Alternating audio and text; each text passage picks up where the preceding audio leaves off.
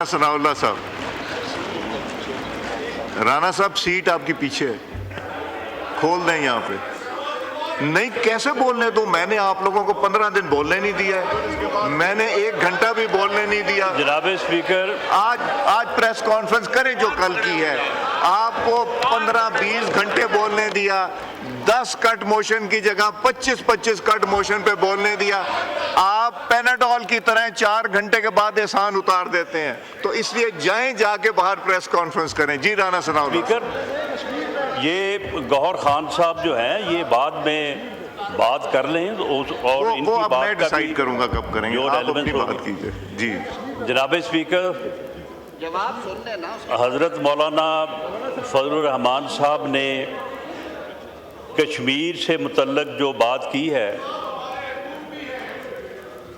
और आप हकूक अपने सारे एक्सपायर कर गए हैं। कश्मीर से मुतल्लक ये लीडर ऑफ ऑपोजिशन आपको रिप्रेजेंट करते हैं, फिर ले लें जैसे ले सकते हैं। जी राणा साहब,